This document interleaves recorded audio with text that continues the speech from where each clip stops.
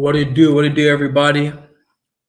Like I always say, I'm Jordan Jean Louis, host of the JJ Sports Talk Show, and it's been a lot of sports news in the past couple of weeks. We got the wrap up of the NBA Finals.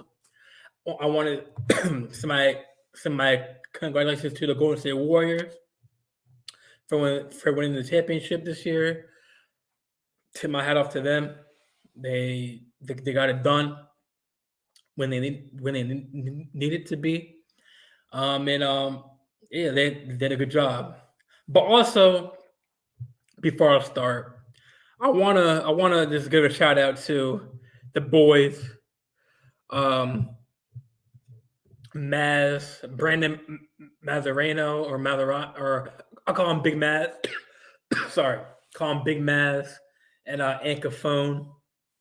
Um, I want to shout them out because they had their own show called Aunt Maz in the Midday. And I remember at Montclair at the Red Hawk Sports Network. I was kind of shy about speaking up, and I told them that I have my own podcast, and instead of me finding them, they found me, and them, the dude Amp, the long hair, Matt with the bald head and the beard, looking like Action Bronson. But nah, man, I appreciate the shout out. You know, um, y'all made. I'm gonna be real. My show.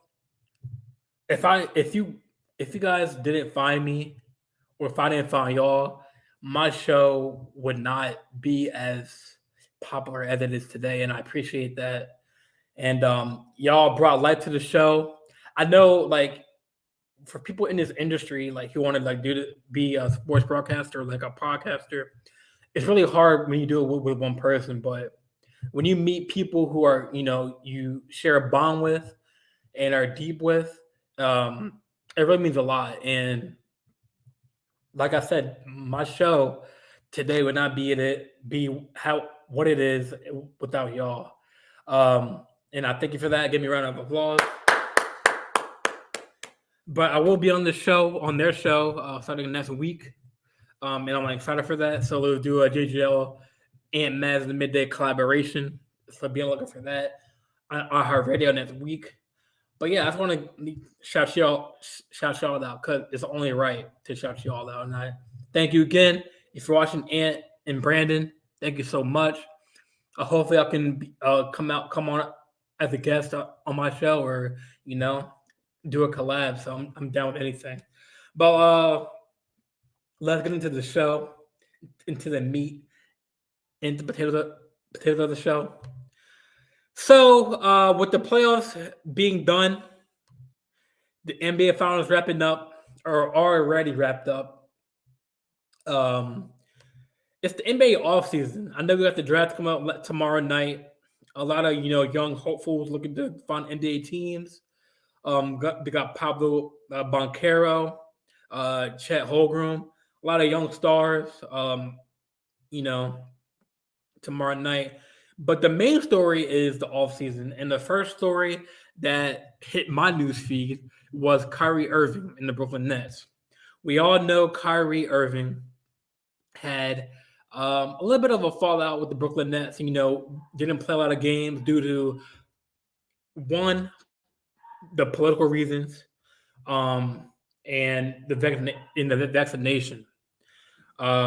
So the situation is that Brooklyn is in a little bit of a mess, with free agency kicking off June 30th, and the deadline for players to opt in and opt out of contracts is June 29th, the day before free agency starts.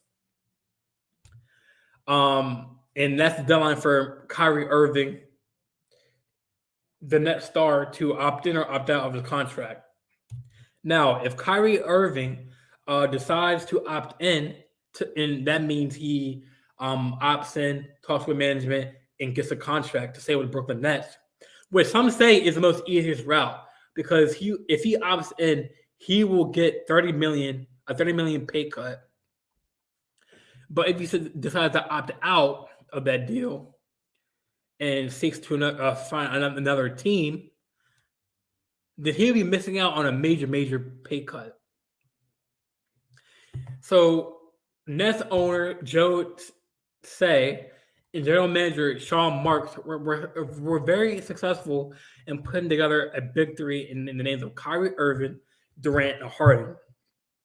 But we all knew that Harden, with his struggles on the court, with his off the court antics, um, with him not wanting to play due to injury, or the big three didn't really see the court together as a whole for a whole season. But Sean Marks and the owner, Joe, they put together this big three: Kyrie Irving, Durant, and Harden, to build a championship. Now, my views on this is, if the Nets are kind of in a championship mode, obviously they have Kevin Durant. They kind of still have Kyrie Irving. He hasn't opted out yet. And towards free agency last year, or the trade deadline, they acquired Ben Simmons. Now, I don't know when Ben Simmons will be able to play. Who knows when he will see the court? The Nets are in a tough situation here. Now, we all know that Kyrie played with LeBron James on that championship run in Cleveland, played in Boston. So it's not like him going to LA and him teaming up with LeBron is a new thing. Kyrie did help LeBron and Kevin Love get that championship when they were down 3-1 against the Golden State Warriors back in 2016. That was an amazing championship finals run. Everybody doubted the Cavaliers that year, saying, because you had Curry, Clay, and Draymond at their peak, and no one thought, no team has ever came back down from a 3-1 deficit in the finals, and Cleveland did that. So him coming to LA is not really a new thing. Teaming up with LeBron now with AD, that's a new duo right there. Now, the Nets are in a championship winning mode with players that have now, but they have now, but that can all tumble if Kyrie decides to leave the Nets. And what I mean by that is Kyrie, with him opting in or opting out, it's a domino effect, because the way I view it, the way I view this situation is that say hypothetically Kyrie decides to leave the Brooklyn Nets. Now, potentially you will have only KD and Ben Simmons if Ben Simmons decides to play next year. Then the question is, will KD leave the Brooklyn Nets? Because a lot of people are saying that even though KD was on OKC, he didn't win a championship there. They got beat by the same team that he joined. He won 2 championships at Golden State. A lot of people are setting an argument saying that in order for Kevin Durant to be in the talks with LeBron James, the Michael Jordans, and Steph Curry's, that KD has to win a championship on his own without all that firepower. Because don't get me wrong, Golden State that year that he joined the team, he did not need. The Warriors did not need Kevin Durant. Now the Warriors might need a Kevin Durant only for his scoring and his defense. But they had David West, they had Iguodala, young Iguodala, they had Curry, they had Clay, they had Draymond, they had Sean Livingston, they had all the pieces to win without him. And they proved it this year when they faced the Celtics. They didn't have KD. KD kind of took the shine from Curry, and that's why Curry didn't win those Finals MVP because those 2 years Kevin Durant won them. So the big question is, if Kyrie decides to leave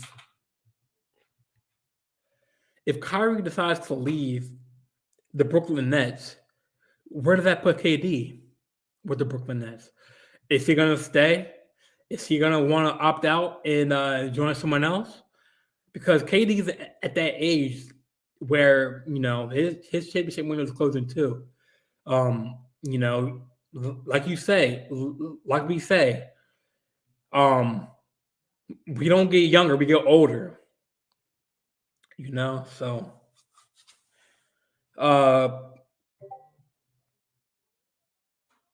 So like I said, Kyrie can potentially be a domino effect for Brooklyn, and the Nets and the front office are all waiting for his decision. So I mean, all these questions are relying on Kyrie's decision on June 29th. What is he going to do? Does he want to go to the bright lights in LA and join up with AD and LeBron? I mean, it seems like the Knicks and the Lakers are the only two teams that can have a chance to sign him. And the Lakers are, being that the Knicks are not really that good of a team, and Kyrie wants to win a championship, I don't see him going to the Knicks because they don't. I mean, they got Emmanuel quickly. They have Derrick Rose. They have RJ Barrett. They have Randall, which is he's been an on and off kind of player. They have Obi Toppin, other young stars, but I don't. If Kyrie wants to win, he either has to stay in Brooklyn, which I'm going to lay out the numbers if he stays for you in a little bit. But I feel like the best, not taking my bias out of this, I feel like in order to win right now, it'll have to be the Lakers because, you still have LeBron. He averaged 30-something points per game last year with an injured team. We all saw Russell. He didn't really play well with AD and LeBron. Some of that due to injury. AD was out half the season. So one, they didn't really have that chemistry. And but if Kyrie wants to win now, Lakers will be the best fit. And like I said, it's not a new relationship. Kyrie has played with LeBron before. He's won a championship with LeBron before. And I mean, there were reports when he left Cleveland, Kyrie, that he didn't want to be in LeBron's shadow, which I think is somewhat true. Shoot, any player, if LeBron's on the Knicks, that key player, that's the key player that was on the team before LeBron's going to be that star player now. That's for anything. Any player that's under LeBron, under LeBron's wing, no one really wants to be under LeBron's wing because they want to, win on their own without that star help. But like I said, Kyrie did a good job with LeBron in Cleveland and throughout that season. But that'll be a good team. LeBron, Kyrie and AD. That's scary. And later on in the show, I have a couple trade packages that the Lakers can do. Now, the thing that gets me is in Darwin Hams' introductory press conference, Ham alluded to that Westbrook is still a good player in the league. He said that, don't look past Russell. He's a good player. And the question is, if they decide to keep Westbrook, how will Darwin Ham utilize Westbrook's talent? Now, some people say Westbrook is good off the bench, can be a bench player and come in and play with the second team. But who will be the starting point guard? I mean, I know Kendrick Nunn today he opted into a salary for LA Lakers, so he'll be on the team next year. But if like Russell goes to the bench, who's going to be their starting point guard? Because I felt LeBron, yeah, he can bring the ball up court, but the whole point of LA bringing in Russell Westbrook was to relieve the pressure off LeBron. LeBron is, as we know, an all-around type of player. He can play any position on the court. But the whole reason why LA wanted to bring in Russell was to relieve that point guard pressure off LeBron and have him sit on the block, sit on the either block, and post people down low. Because like LeBron's gonna be 38, 39 this coming season, so he's not getting younger either. He's getting older. So his timetable of that's why I think this Kyrie trade is valuable, because you can get Kyrie, you can do a 3-team trade and trade Kyrie to LA while LeBron's championship window is still open, and his window of him being a Lakers is still open, and with AD playing with another player. Now, let me tell you what you're going to get with Kyrie other than Westbrook. Westbrook, he can shoot, but not consistently. He's more of a two-way slasher. He can slash still at that age he's at. But we all saw like last year, like he was not making buckets. He was missing wide open 2-pointers, wide open threes. But with Kyrie, the people don't realize Russell is not the same triple-double point guard you saw in OKC. Yeah, he can still get you like maybe 15 and maybe like 9, 10 rebounds. But he can go get you 40, 20, and 15. Like he's not like that no more. Like, but when you get with Kyrie, you get a consistent shooter who can shoot the free ball at dead eye. Russell, he kind of has the handles, but Kyrie, you're getting a player with handles that can cross people up, can create his own shot. You can spread the floor out more. With Russell on the team, you can't spread the floor because, like I said, Russell's not really a known consistent shooter now. So you can't space the floor out. So bringing in Kyrie potentially will help out spacing the floor, get the ball moving, and LeBron and AD can, if LeBron is or AD is getting double teamed in the post, they know that if they pass the Kyrie wide open shot, he's going to make that shot. I feel like Kyrie is more reliable than Russell Westbrook when it comes to scoring on the arc, from behind the arc.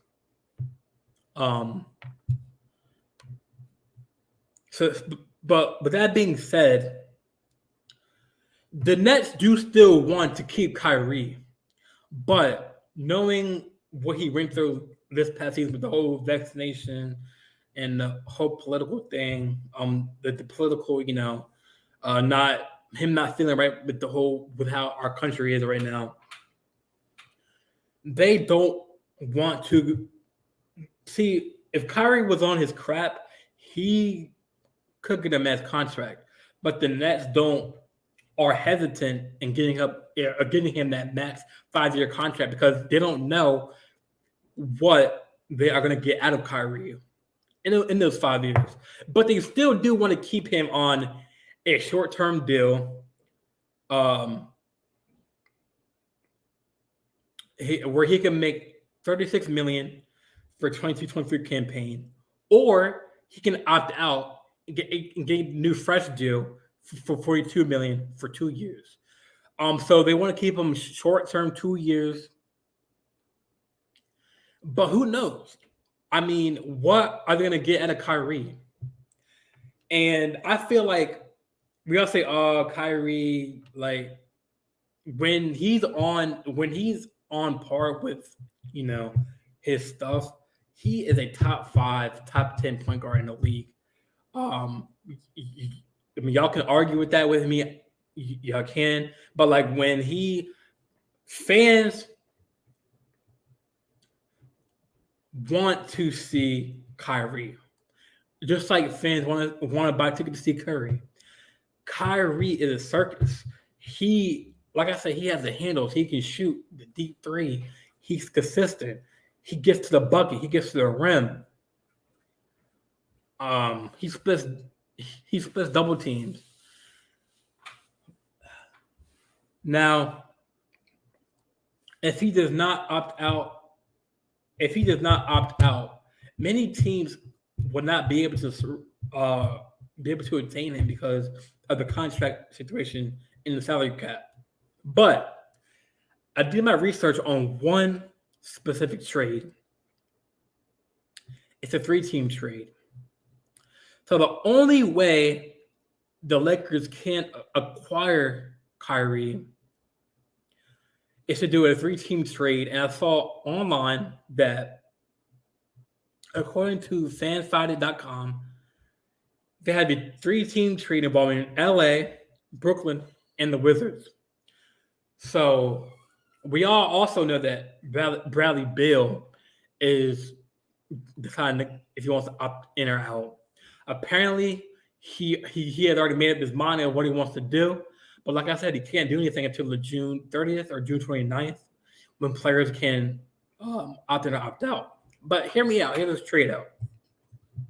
So 3-team trade, Brooklyn, LA, and Washington. Lakers get Kyrie and Roy Hachimura.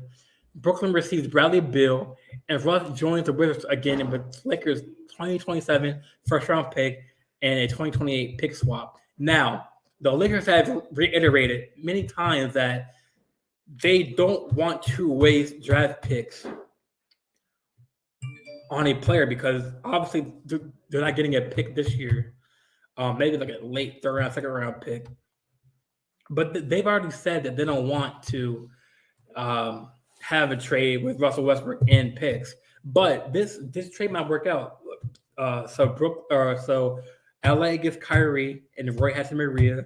Brooklyn receives Bradley Beal. And I mean, that's a deal right there. Bradley Beal and KD. Man. And then Russell teams up with Porzingis and with Porzingis. The reason why I think LA should win this trade is because if they say yes to this, one, the Lakers are in championship mode. They don't want to rebuild right now.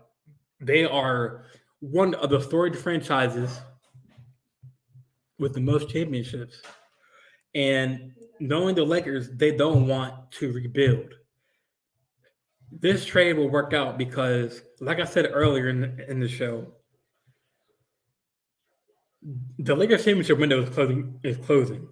With other teams getting their star players back, Jamal Murray coming back to the Nuggets, Michael Porter Jr. coming back. The Suns are still there. Even though I heard Ayton is in a trade talk. And also, they still have LeBron James at the helm. And it will give AD another star to play with other than Russell Westbrook. But let me know what y'all think. I mean, is the trade suitable? Or what do y'all think? Let me know.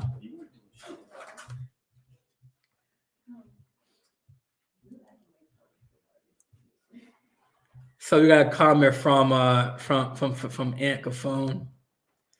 Of course, it's the Lakers. Yeah, I mean, it's a perfect fit. I mean, it's a marriage waiting to happen. LeBron and Kyrie joining in LA. I mean, Kyrie. If I was Kyrie, I would not want to go to the Knicks. He's not going to win anything there. Another comment from Ant. Man, and the Lakers, they don't suck. It's just that they didn't have the key assets that they needed. They were injury prone. They were riddled with injuries, and man, LeBron, man, Anthony, man, you hate LeBron, huh? LeBron's a wash. Kyrie top, yeah, yeah. I mean, yeah, I agree with you, man. Like Kyrie, the top three point guard at the top of his game. Yeah, when he's on his shit, yeah, he's definitely a top three, top five point guard at his position. When he's, you know, has his mind right and focused on the court.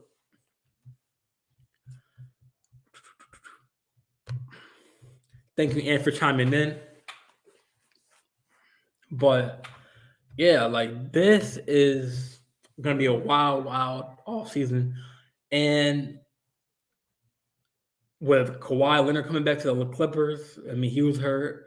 The West is only going to get stronger.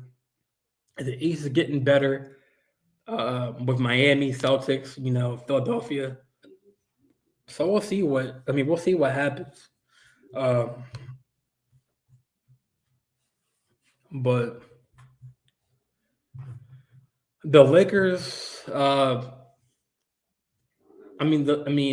first I didn't believe the report that there were different rumors and different articles stating that Kyrie wanted to opt out, but now seeing more reports and more articles, it seems like this Lakers trade or a package can come to fruition, and it can actually happen. And right now, at the peak of the mountain is Golden State. Right now, it's Golden State at the top of the mountain, and obviously they're world champions, you know, and teams are trying to find a way to beat them, with Wiseman coming back from injury, and other star players. Jordan Poole probably gonna get a massive, massive extension this off season. But got another question from Anchor Phone, my brother. How do you feel about the Jeremy Grant situation? I love it, man. I love it. He's on the Pistons. He wasn't really doing nothing, or he was doing something, but he was on a kind of like a subpar team with the Pistons. He was on OKC for a bit, but I love this trade to the Blazers. Hopefully, Dame will stay in Portland, and that can be a deal right there. Jeremiah can stretch the floor. He's a shooter. He can go to the rim, and him and with McCollum going at the Pelicans. I mean, that's a perfect fit with Billups being the head coach. The only problem is who are the other stars? Damian, Grant. I think they had their center. I think they have what's his name? What's his name? The point guard. This is bad. Yeah, help me out, Ant. Who's the backup point guard? It's not little. It's not little. This is bad. I have a brain fart.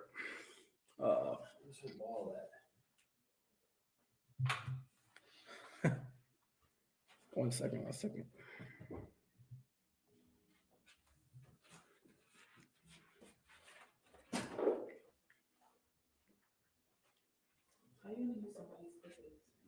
Jordan Davis.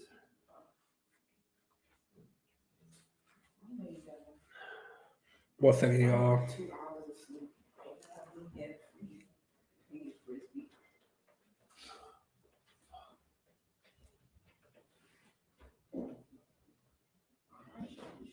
Oh, Simmons. There you go, Simmons. Man, that was bad. They have Simmons as a backup. The only issue, but the answer to your question, and I like it, man. I like it. Uh, it's a good fit. It's a good fit for sure, for sure. But I mean, this whole offseason it's going to be crazy because I think um and Levine's a free agent. We got Bradley Bill a free agent, or in the if he opts out, he's a free agent. This whole thing is crazy. So NBA fantasy doesn't begin until June 30th, 6 p.m. Eastern. Um, so yeah, we got Zach LaVine, Jalen Brunson, DeAndre Ayton on the market. The Milwaukee Bucks guard Pat Connaughton is exercising his 5.7 million option return to the 2023 season. Golden State General Manager Bob Myers said that contract extensions for Andrew Wiggins and Jordan Poole are a big priority. James Harden is headed toward opting into his $47.3 million player option. And yeah, another thing is the reason why like LA is kind of like another reason why LA can't really do much trading is because of Russell Westbrook's massive contract with $47.7 million that he signed to. So the Lakers don't really have much property to give any teams. So the only way they can do is a sign trade. They can do a 3-team trade, like I said. But I like that. I love that trade. Hey, Ann, let me ask you a question. If you're still watching, do you like that trade? The 3-team trade between the Nets, Wizards, and LA. I mean, with Kyrie and Roy Hachimura, he's a still young player, power forward. Bill's gonna possibly, if KD stays in Brooklyn, can pair up with Kevin Durant and Bill going or Russell going back to Wizards. I mean, do you like that trade, bro? I mean, I like it. And then you said mock draft tomorrow. Oh yeah, for sure, man. We can just do that tomorrow. Yeah, we can do that before the trade if you want to. Or I'm sorry, we can do that before the draft. I mean, Wizards. I mean, if I was the Wizards, I would take it. I would take it because I mean, Russell did play with the Wizards before, and him and Porzingis are that would be good. That would be a good duo right there.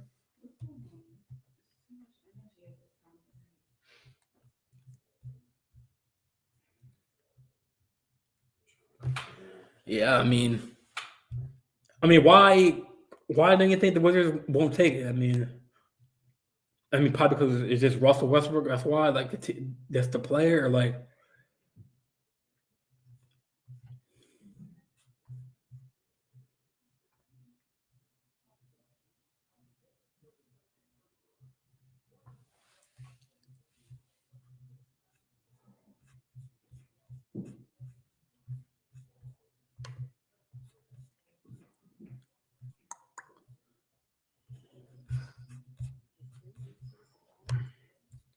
but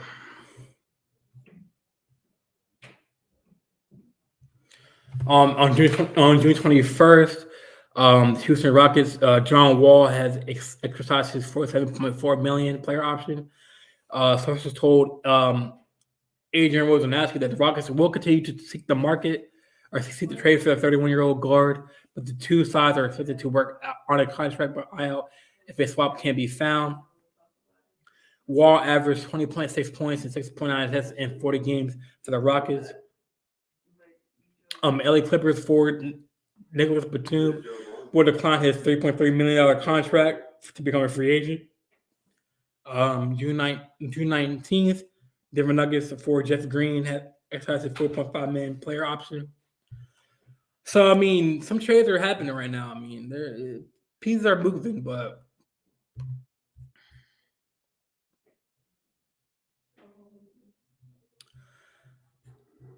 I mean, yeah, this comment by Anthony, it's right. Russ is inefficient, and they need to use his shooters with Bill Leaving. I mean, yeah, you have a point. Russ is very inefficient, but I mean, he's still like when he's maybe a new place, maybe a new atmosphere, maybe a new crowd, maybe a new fan base with him being back in Washington with Porzingis.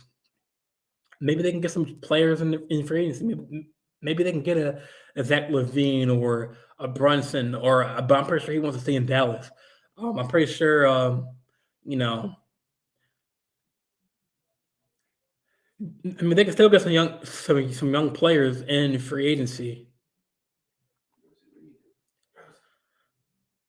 But yeah, I mean, you have a point. Like Russell is not, but like I said, Russell is not the player he once was in OKC, and I feel like Russell has to learn his role now, and he has to accept his role of being an all-ball player, maybe being off the bench, maybe being a two guard, maybe helping out on what I call it the B team, the bench team, that second team. Like we all know that Russell is not that. I mean, he still is electrifying. He can still dunk the ball at a high velocity, but he's not the same. He's not he's not in his prime as he was in OKC. So now he has to realize that, what his potential is. And he has to sacrifice. That's what Darwin Hams said in the press conference. He was like, sacrifice. You have to give up certain things that you once had, that you once did. And in order for Russell to work out on the Lakers or on another team, he has to not be selfish and play his role that his coach wants him to play. But like you're right, that comes with producing, scoring. But I could say that when LeBron was out and AD was out, Russell was kind of carrying the load. I mean, he had to carry a load because he was the only superstar on the team when AD and LeBron were out. But when they came back together, LeBron and AD came back together, they weren't gelling for some reason. Maybe due to, the chemistry. Because you can't just you can't just get Carmelo. You can't just get Russell Westbrook and Kendrick Nunn. He even played the whole season. You can't just get a whole team together in training camp and expect to gel before the season. It comes with time, and maybe time was a factor. But I mean, if I was the Wizards, I would take it. I would take it. Man, if I was the Lakers, I would take it too. Because obviously, like you win the trade. I mean, you get Kyrie and Roy Hachimura, which he's a pretty good player. I mean, he's obviously he's injury prone as well. But if AD and LeBron can stay healthy, I feel like this can be a dominant team. I know there's a report that the Pacers recently declined a trade for Malcolm Brogdon for Russell Westbrook. And to Ant's point, could it be for Russell's inefficiency to produce points? Yeah, I think you're right. It's Russell's incapability of producing.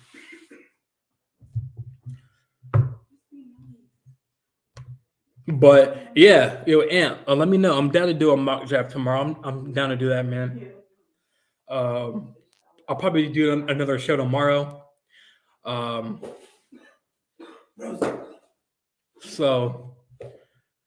But once again, this is a short episode. I'm your host, Jordan Jean Louis.